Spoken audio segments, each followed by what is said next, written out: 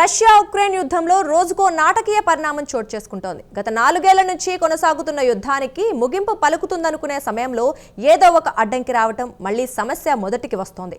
తాజాగా Russia president Putin పై ఈ నెల 20వ తేదీన హత్యాయత్నం జరిగింది.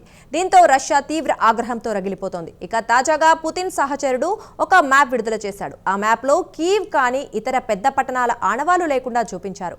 ఇది సహజంగానే జెలెన్స్కీతో పాటు పాశ్చాత్య దేశాలకు షాక్ గురి చేస్తోంది. వివరాలు చూద్దాం.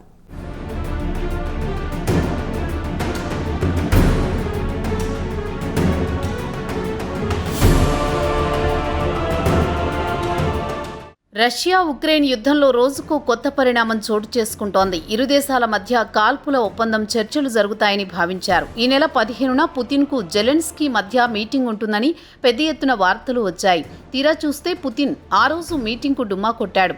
చర్చలు ముందుకు సాగలేదు. ఇక జెలెన్స్కీ ఏదో ఒక విధంగా పుతిన్తో రాజీకి రావాలనుకుంటున్నాడు. అమెరికా సాయంతో అయినా కాల్పుల విరమణ ఒప్పందానికి సై అంటున్నా పుతిన్ మాత్రం ససేమిరా అంటున్నాడు. ఇక పుతిన్ కూడా ఒకసారి ఉక్రెయిన్తో యుద్ధం ముగిస్తానని ప్రకటన ఇస్తున్నాడు. తర్వాత మాట మారుస్తున్నాడు. ఇక తాజా పరిణామాల విషయానికి వస్తే ఈ నెల 20న పుతిన్ కుర్స్క్ రీజియన్ కు హెలికాప్టర్లో వెళ్లాడు. అది ఉక్రెయిన్ ఇంటెలిజెన్స్ కు సమాచారం అందింది. వెంటనే ఆయనను హత్య చేయడానికి ప్లాన్ చేశారన్న వార్తలు వస్తున్నాయి.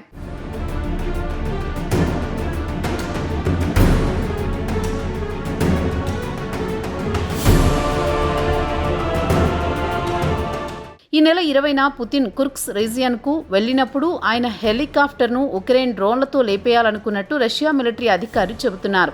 అయితే ఉక్రెయిన్ డ్రోన్ను రష్యా అడ్డుకోవడంతో పాటు దాన్ని ధ్వంసం చేశామని, రష్యా ప్రెసిడెంట్ హెలికాప్టర్ సమీపానికి కూడా రానివ్వకుండా మార్గమధ్యంలోనే ధ్వంసం చేశామని Russia air defence unit commander Yuri డాక్సిన్ చెప్పినట్టు రష్యాకు చెందిన న్యూస్ ఏజెన్సీ ఆర్బీఐ వెల్లడించింది. ఇక కమాండర్ కథనం ప్రకారం ఈ నెల 20 నుంచి 22 వరకు ఉక్రెయిన్ రష్యాపై భారీ ఎత్తున దాడులు చేసింది. రష్యా ఎయిర్ డిఫెన్స్ సిస్టమ్స్ ను ధ్వంసం చేసింది. సుమారు 1170 డ్రోన్లను రష్యాపై ప్రయోగించింది. కాగా ఈ నెల 20న పుతిన్ కుర్స్క్ రీజియన్ కు వస్తున్నట్టు సమాచారం తెలుసుకుని ఆ రోజు ఉక్రెయిన్ ఏకబిగిన డ్రోన్లతో దాడులు చేస్తూ పోయింది. తమ ఎయిర్ డిఫెన్స్ సిస్టమ్ సుమారు 46 డ్రోన్లను నేలకూల్చిందన్నారు రష్యా ఎయిర్ డిఫెన్స్ కమాండర్.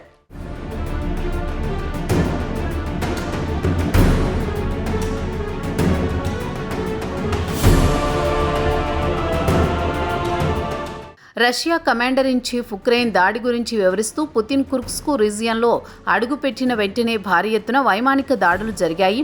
దీంతో తేరుకొని రష్యా మిలిటరీ ప్రెసిడెంట్ పుతిన్ హెలికాప్టర్ను భద్రంగా ల్యాండ్ చేయించి తాము కూడా ఉక్రెయిన్ వైమానిక దాడులను తిప్పికొట్టామని చెప్పారు. ఉక్రెయిన్ అకస్మాత్తుగా భారీ ఎత్తున దాడులకు దిగడంతో రష్యా కాస్త అయోమయంలో పడింది.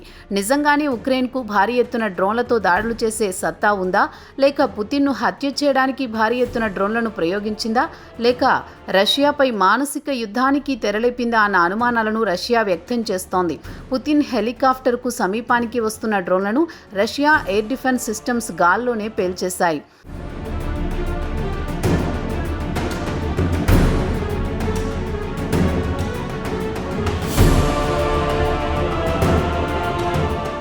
ఇదిలా ఉండగా పుతిన్ ఈ వారం కుర్స్క్ రీజియన్కు వెళ్లారు. అక్కడ రష్యా మిలిటరీకి మానసిక స్థైర్యాన్ని కలిగించడానికి వెళ్లినట్టు మిలిటరీ అధికారులు చెప్పారు.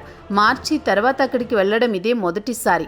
అయితే ఉక్రెయిన్ డ్రోన్లు దాడిలో ఎవరికీ ఎలాంటి గాయాలు కానీ డ్యామేజీ కానీ జరగలేదు. అయితే ఈ దాడి జరిగిన తర్వాత రష్యా ప్రెసిడెంట్ తిరిగి మాస్కోకు రాకుండా కుర్స్క్ రీజియన్లోనే ఆయన తన ప్రయాణాన్ని కొనసాగించారని రష్యా డిఫెన్స్ అధికారి ఒకరు చెప్పారు. ఇదిలా ఉండగా ఉక్రెయిన్ రష్యాలోని కుర్స్క్ రీజియన్లో గత ఏడాది ఆగస్టు నుంచి క్రమంగా పట్టు సాధించడం మొదలుపెట్టింది. గత ఏడాది ఆగస్టు నుంచి ఏడాది మార్చి వరకు ఉక్రెయిన్ దళాలు కుర్స్క్ రీజియన్ను ఆక్రమించింది. అయితే రష్యా ఏడాది మార్చి తర్వాత నుంచి ఉక్రెయిన్పై భారీ ఎత్తున దాడులకు దిగింది.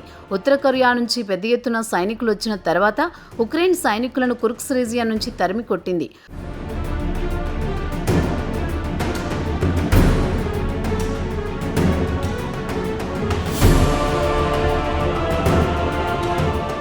పుతిన్పై హత్యాయత్నం ఘటన తర్వాత రష్యా ఉక్రెయిన్పై భారీ ఎత్తున దాడులు చేయడం మొదలుపెట్టింది.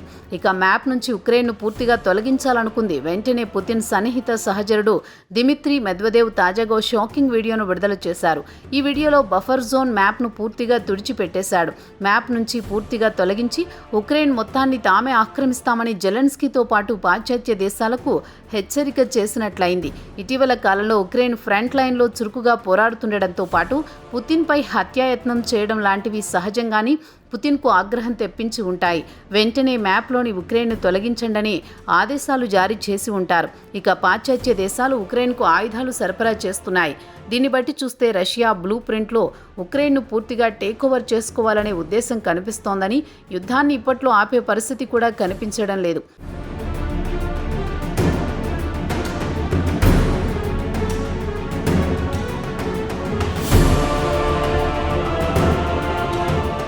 ఇదిలా ఉండగా రష్యాపై ఉక్రెయిన్ అప్పుడప్పుడు తన సత్తా చాటుతోంది. తాజాగా ఉక్రెయిన్ ఈ నెల 24న రష్యాకు చెందిన ఇంధనంతో వెళుతున్న రైలును లక్ష్యంగా చేసుకుని పేల్చేసింది.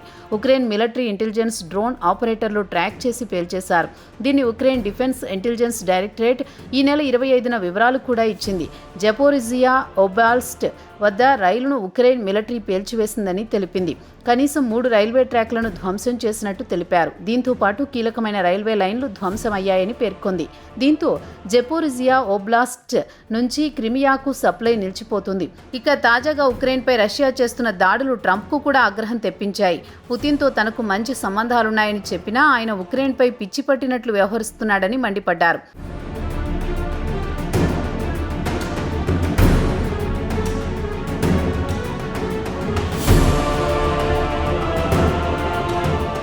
అనవసరంగా ప్రజలను చంపుతున్నాడు, సైనికులతో చంపడం లేదు, కానీ మిసైల్స్, డ్రోన్లతో ఉక్రెయిన్లోని అన్ని నగరాలపై దాడులు చేస్తున్నాడు. ఎలాంటి కారణం లేకుండా దాడులు చేయడం ఏమిటని ట్రంప్ పుతిన్ను తన సోషల్ మీడియా ట్రూత్లో నిలదీశాడు. తాను ముందు నుంచి చెబుతున్నట్లు ఆయనకు ఉక్రెయిన్ మొత్తం కావాలి. ఒక ముక్కతో సరిపెట్టుకునే రకం కాదు. ఆయన తాను చేస్తుంది సరైందే అనుకుని ఉండొచ్చు. ఒకవేళ ఆయన ఉక్రెయిన్ మొత్తాన్ని ఆక్రమించుకోవాలనుకుంటే ఆయన పతనాన్ని ఆయనే కోరి తెచ్చుకున్నట్టు అవుతుందని ట్రంప్ పుతిన్ను హెచ్చరించాడు. మొత్తానికి చూస్తే ఇప్పట్లో యుద్ధం ముగిసే పరిస్థితి కనిపించడం లేదు. ఉక్రెయిన్ను పూర్తిగా స్వాధీనం చేసుకునే వరకు పుతిన్ విశ్రమించే పరిస్థితి కనిపించడం లేదు. మరి ట్రంప్తో పాశ్చాత్య దేశాలు పుతిన్ను ఎలా అడ్డుకుంటాయో వేచి చూడాల్సిందే.